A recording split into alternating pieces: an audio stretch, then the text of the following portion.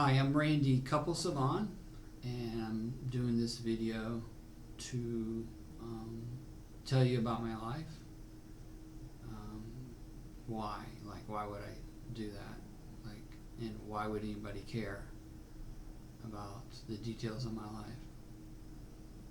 You can say because today I'm free. I'm free. I'm loved, and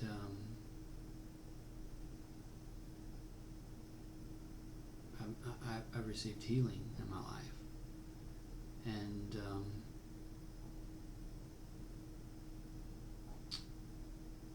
I've been in a place where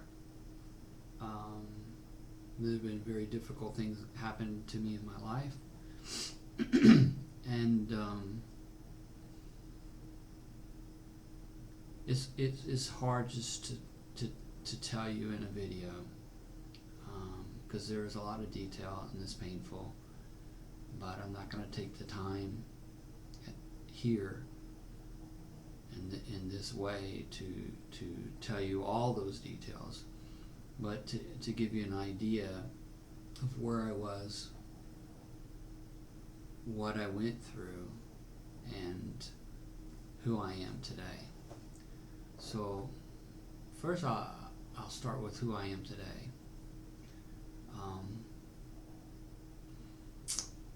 I am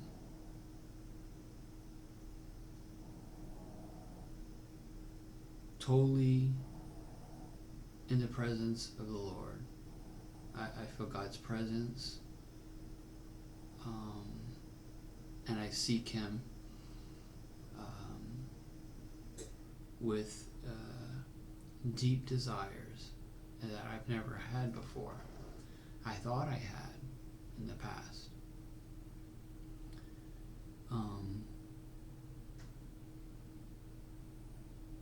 And that's how I identify myself. And I see myself now completely redeemed by the Lord. If I didn't think before, I know for sure now that I've been adopted into the family of God, that God really has His hand on my life and has for a long time. And that's how I see myself, and it's very important, because is the other parts of our identity are very important as well, but that's what we mostly focus on. We mostly focus on the fact that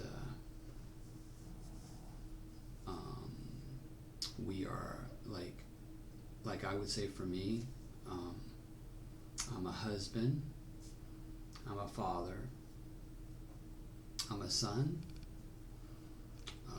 I'm an accountant, I'm an artist, musician, a grandfather, a brother, I'm gay, and those are all different aspects of who I am, and I'm sure everybody can say that, certain things like that about themselves as well.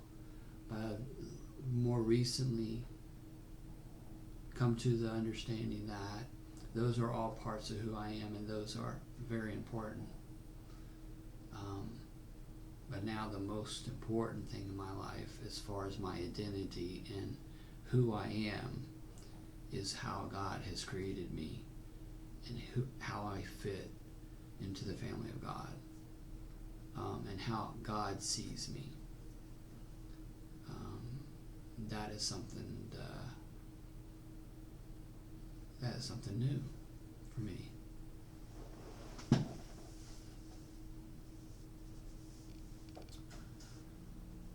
So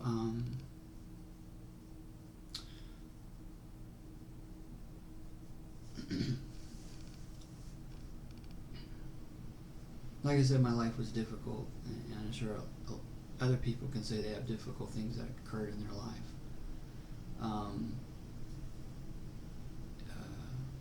And I'm going to say a lot. I'm trying to think to keep this conversation a real conversation, not just something I'm saying out loud of repeating a story, because this is a story. This is my story. But parts of what I say in my life have probably occurred. If you're watching this video, it might have occurred in your life as well. So let me just start from the beginning.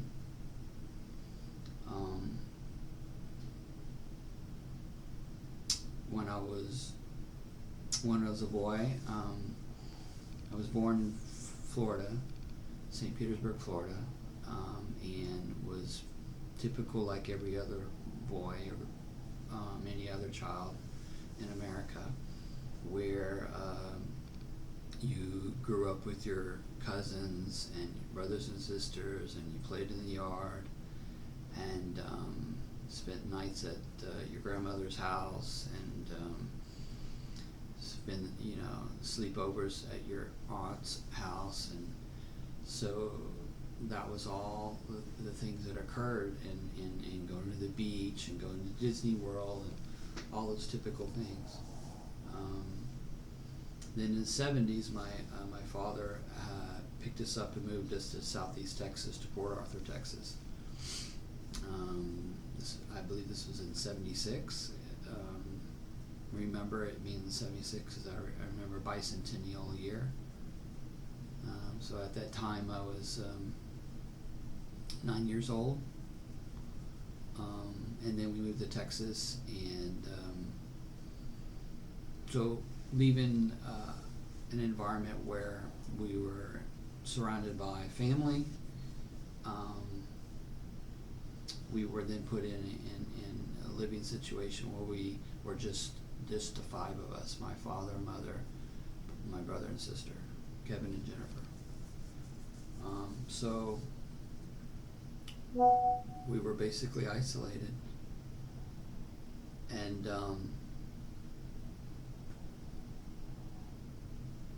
so it was difficult. It was difficult first. I was very angry, but I eventually made my way. I got involved in school with music. I was very good at playing the clarinet. I was very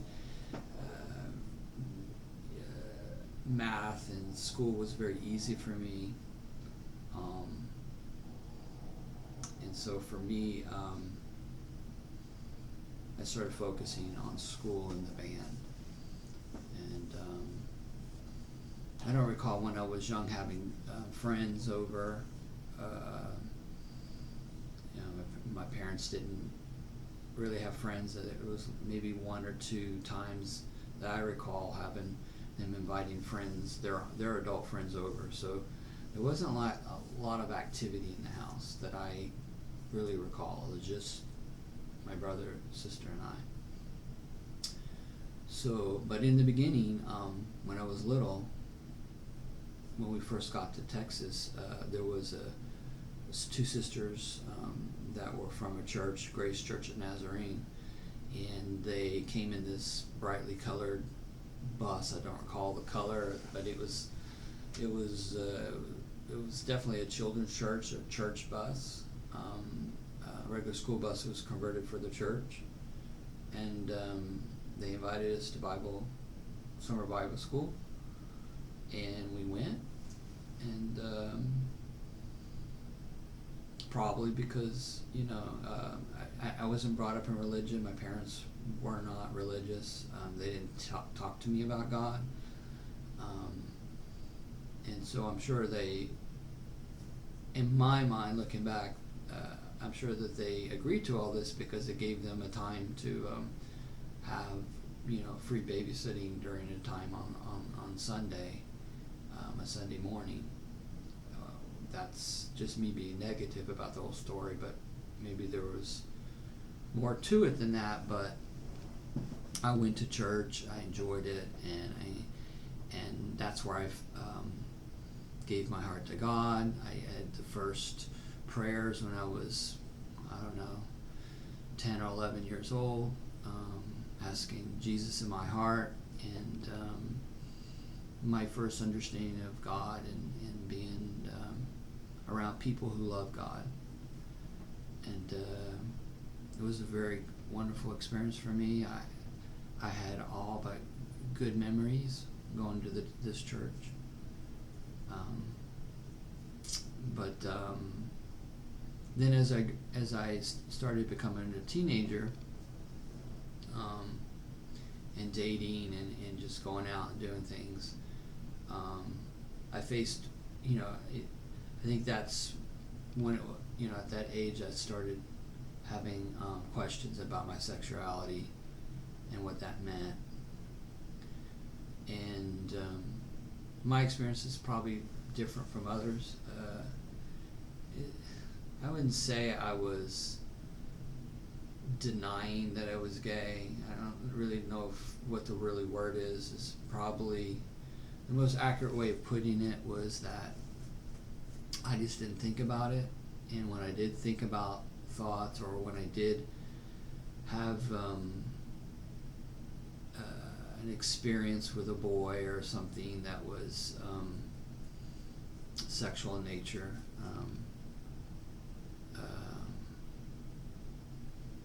I just tossed up the whole idea as being sexual, and not so much gay. And living in Texas, living in Port Arthur, I didn't know anybody who was gay. So, and plus I had a lot of friends that were girls. I had girlfriends. I had girls that wanted to be my girlfriend, wanted to date me. Girls that wanted to have sex with me. So I was in a place in my life where it was easy for me not to think about those inner thoughts, because I was busy performing in the band. I was busy being a drum major, competing in competitions, and doing my best to have, doing my best. I was having fun with my friends, and but when I look at my family life, I there was things that we did. We went to the beach. We went fishing and like shrimping. I don't know if I'm not shrimping, crabbing. Certain activities like that, and not that much. So I focused with my friends and going out a lot. During that time, I was dating Joy. That would soon to be my Joy's my ex-wife, and so by the time I was 18, she got pregnant, and this was in '85. I graduated high school in '85, and we ended up getting married. I was still in high school. I was 18 years old, and I was going to be a father. And I got one of my first lessons from my father when that occurred, and that was, he told me, you're old enough to be a father, so you're old enough to take care of yourself. As far as school, you should be able to handle that yourself. If you're man enough to be a father, and man enough to take care of all your responsibilities.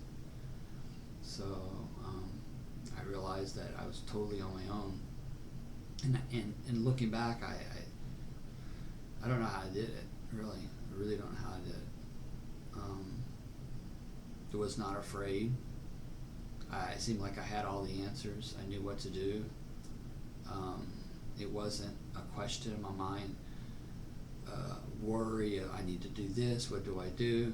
I made decisions and just did it and just moved out. I don't recall being like having anger with my father about it. I think I just let it go and just moved on, and realized, okay, I probably won't go to college. Maybe I will, but if I do, it'll be on my own, with no help from parents. The marriage didn't really work out. It never did.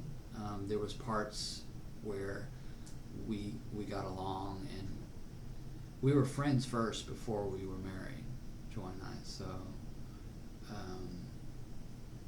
but we got married because she was pregnant, and I didn't want her to have an abortion. I didn't want it. I just didn't want it. I couldn't conceive of it. So all the feelings I had went into Joy, and into that marriage in the beginning for the sake of Megan. And again, I can look back and say that that's happened, but I don't think I was thinking that at the time. I was just in motion. I was just in like automation.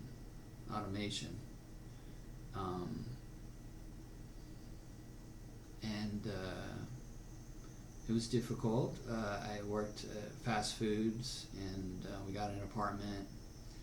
Eventually, we lived in Joy's grandmother's house, and then we were, it was difficult, and we had issues, and we both decided that we would separate and get a divorce. And that's when I decided to join the military. I was always really good in school. This was my opportunity to get some education, some type of experience, and have a job, because I didn't want to work at an oil refinery my whole life. I was working there with my father-in-law, and my brother-in-law. I think he was working there as well. It wasn't me. That wasn't me. But because I did well in school, and I did well in these tests, I qualified for the submarines, and an elite training of nuclear power engineering. So I tested, and it's funny when I look back, is that I tested most applicable, because they put in the military puts you in the different field that you're best adapted for, like your abilities based on test skills. And so I tested, as there were three options: a mechanic, electronics person that's in a nuclear, or electrical.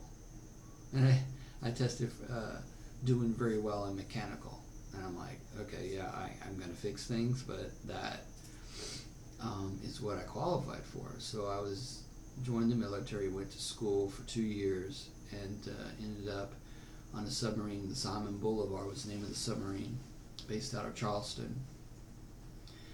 And at first, like I said, Joy and I were going to get a divorce. But then when I was finishing up boot camp, when I graduated from boot camp, my brother Kevin had come to see me graduate, and he brought Joy and my toddler, my young baby, I guess she was a toddler, Megan, and I decided to call off the divorce, and that I'm going to be away from her for so long.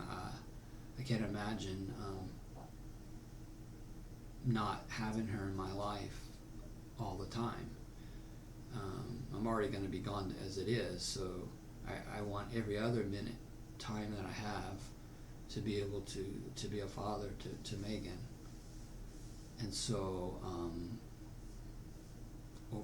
looking at the things I did and the things that Joy did, it just was turning the eye, and again, I guess being distracted. I was distracted again with a career in the military, and I liked it.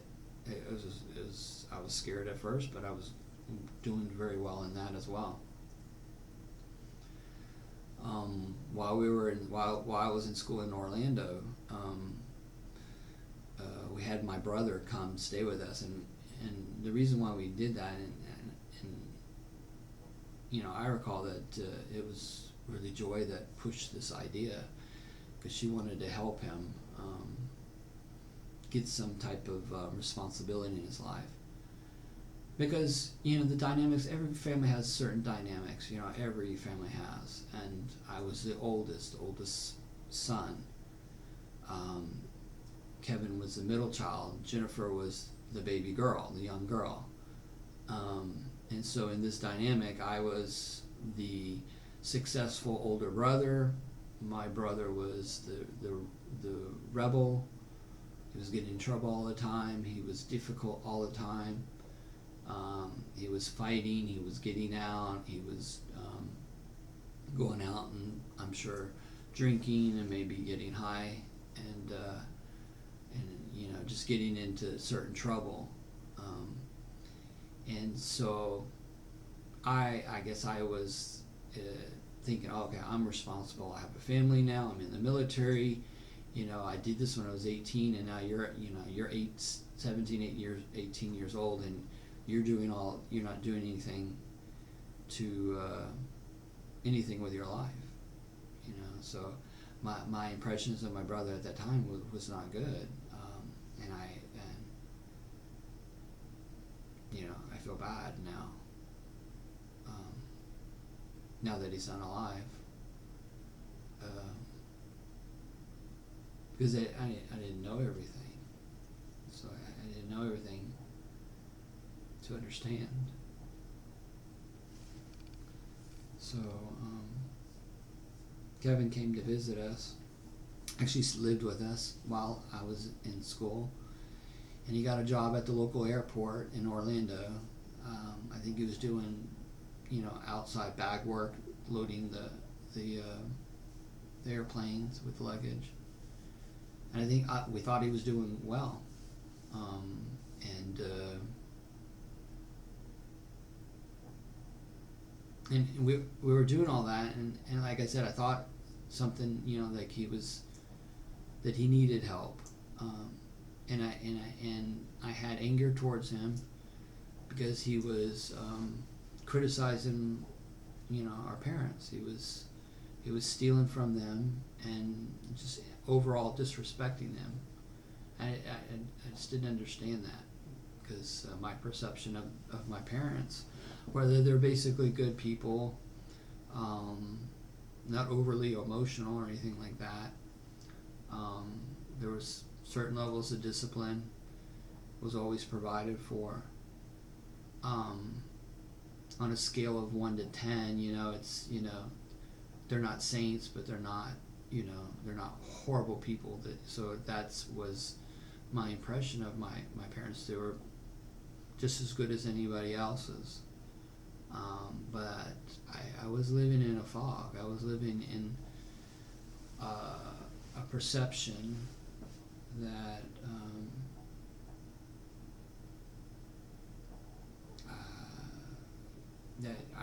I lived a different life than he lived. So how could I?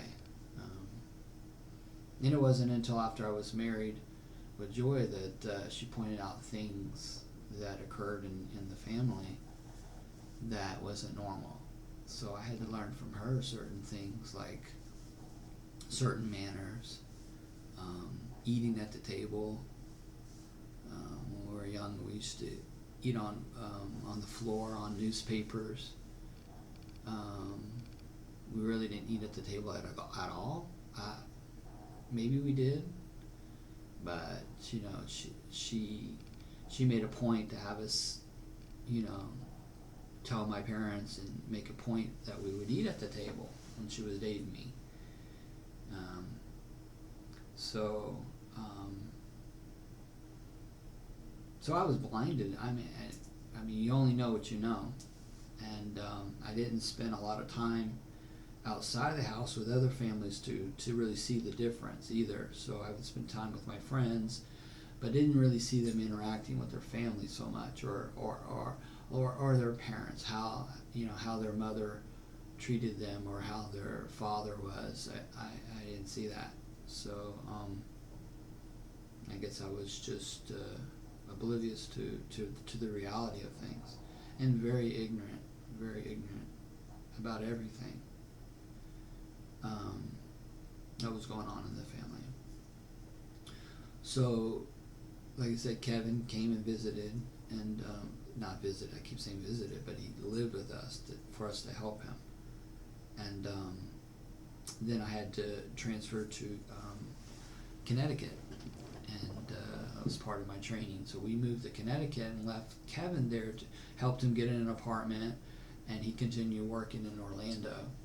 And for some reason he wasn't able to, I don't know how much longer he stayed, whether it was a few months, 6 months, I know it wasn't a full year, but eventually he returned back to Texas.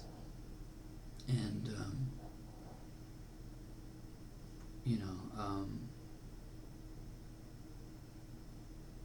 I was continuing on with my life, having, we had Philip, I wanted a son, and we had a son. And then our marriage wasn't good at all. It wasn't, and there was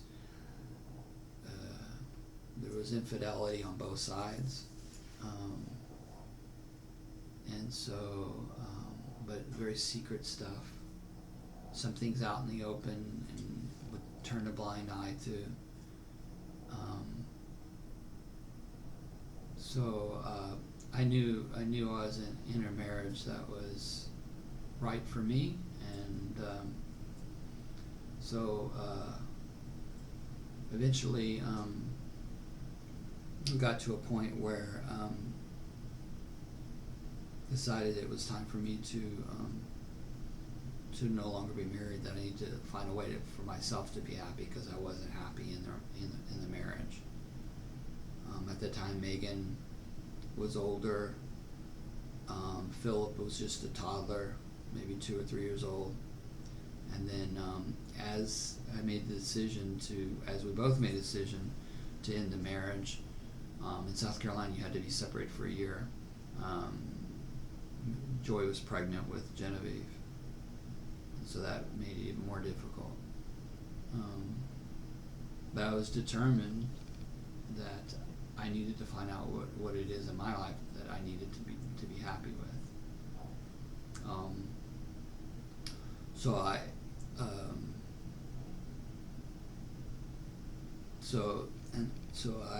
at that point had determined that what I thought was going to make me happy was to date men, to go out with men, to go out to clubs. So I had fun. The guys I hung out with in the military, they went with me as well. Not like we went to a gay club. It was a regular club that had the gay people would go as well. So it was probably 75% straight with maybe 25% gay people that would go. And I just remember going in there and all the attention on me. I never had this kind of attention at all. All eyes looked at me, and there were times I would go into the place and maybe it was a perception or maybe it was reality, but it felt like people stepped back and made a way as I walked through the crowd. So I felt special. I felt beautiful. I felt loved. I guess that's the word. It's not the right love, but it was love. And so my first boyfriend,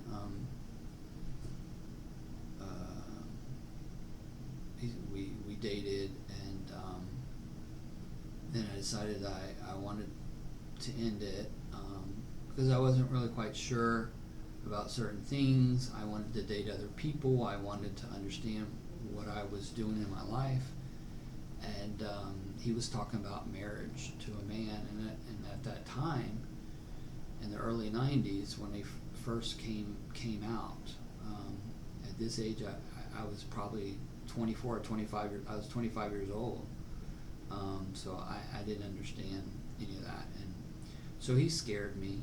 He went too far and pushed me too fast, and so I broke up with him. But he happened to became friends with Joy. And Joy at that time was in a relationship with a man that I was on the same submarine as mine.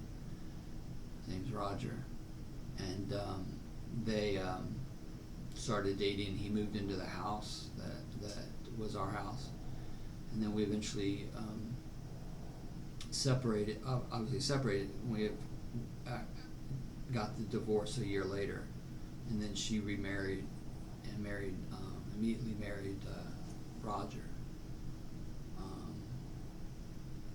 But she became friends with him, and his name was Will. I just now remembered his name because sometimes I don't remember it. But his name was Will Munn, in fact. And so he turned letters that I wrote into the military, and they concocted a plan of trying to get me out of the military. Now I don't really understand why Roger and Joy would want this to happen, but I guess out of vengeful hate or retribution or whatever it was, it didn't make sense, because if you kick me out of the military and I don't have income, then I don't have the money to pay child support. So that, in a sense, didn't make sense. But I think she felt like she had the support of Roger, and so she wasn't really worried about money so much. She just wanted to punish and shame me at the time, I guess. And maybe part of the thing was also that I was, in her mind, I'm sure, we never discussed this, but I'm sure she said, well, he was quiet and he was secret about who he was the whole time he was married to me. He's doing that again. He's being secret. So if he's gonna be this way, he should, he shouldn't be hiding it, even in the military. So I don't know. Those are all speculations, because I've never really spoken to her about those things.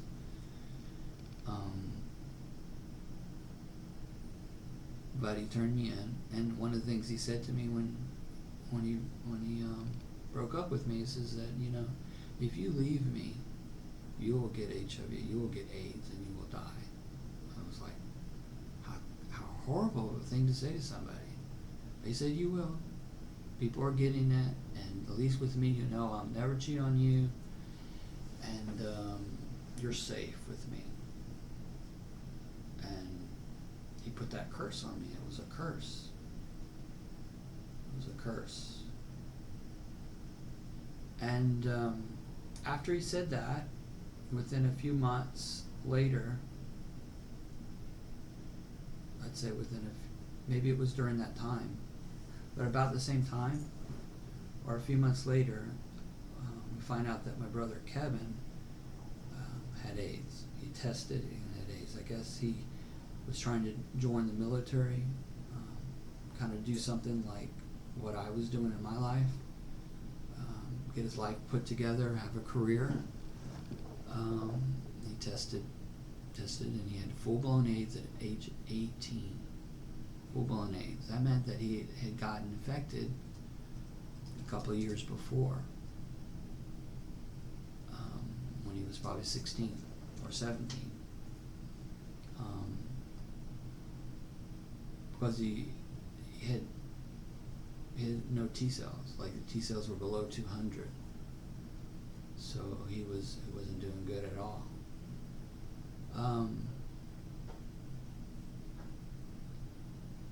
So find out that he is positive, he has AIDS, and so that changes our family forever. And I had relationship problems, always had relationship problems until now. Now I don't have it. I finally have a man who loves me and that cares for me, but it wasn't like that for me in the beginning. So I had men that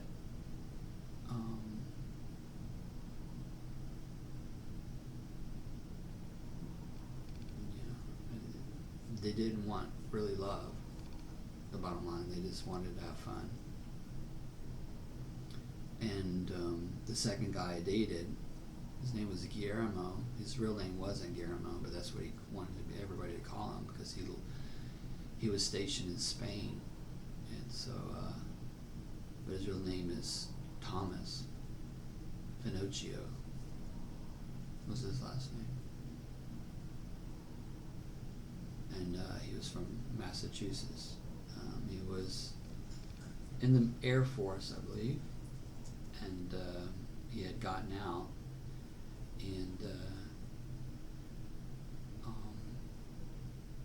I moved in with him, and then I went on a trip to go to South Korea for my work, because after I got out of the military, I found a job working at a textile mill in South Carolina, in Sumter.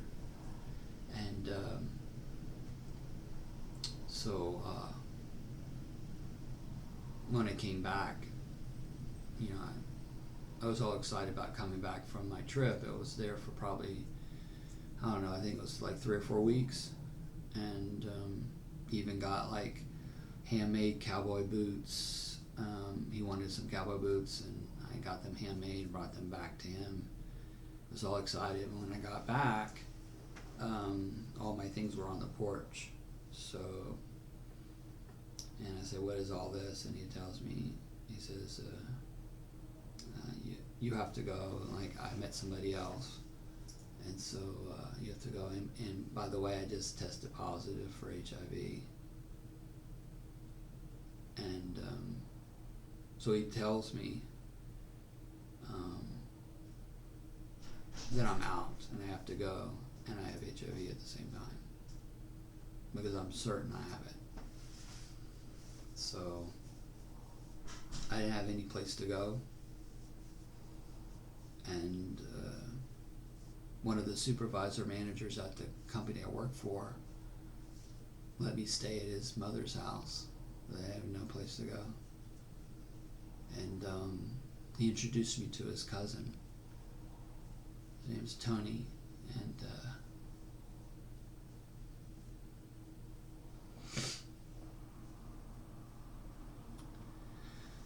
he was a lifesaver to me.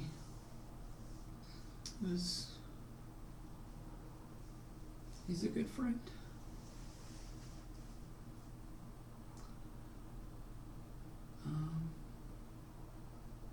Here I was struggling with the fact that my brother had AIDS, and here I was now with HIV.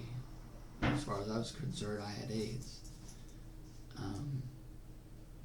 And the shame of that, of having that disease, knowing that, or being told that I was going to die. I was going to die. My brother's dying. I'm going to end up just like him. And at this time, I guess this was in 93. So I guess,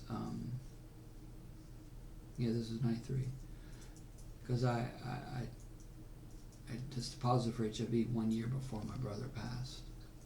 So that whole year I was dealing with the fact that I was positive, and how stupid for me to get positive like this. How stupid.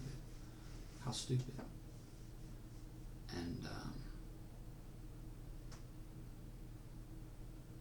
the only person I could call to tell was Joy, and she said, "How stupid. You're really an idiot. How stupid are you?" So I didn't call my parents. I didn't. I didn't tell him. But then he died. My brother passed away in '94, and I was, like I said, I was working at this textile mill in South Carolina. My mother called and said, "It's time, you should come home." And so I booked a flight that night to fly out the next morning. And during the flight is when my brother had passed, during that flight over to Texas. So when I arrived at the airport, my father and my mother and my sister were there to tell me, and I think Ray Highfield was there to tell me that he had already passed. So I wasn't able to get there before he, at the end of his life.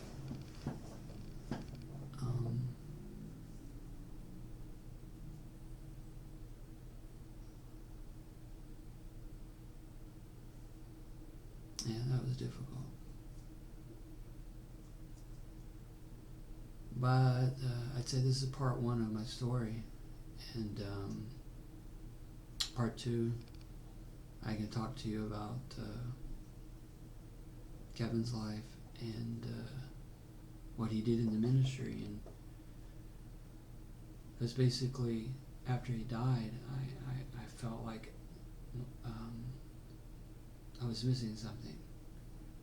Like I was in relationships that weren't working, and I was working in a job that I was just basically punching in, punching out.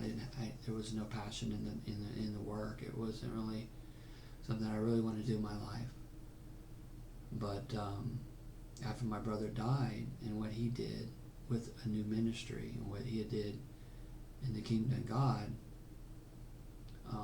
intrigued me. So I quit my job and I moved from South Carolina to Texas to continue on where my brother left off. So part two of this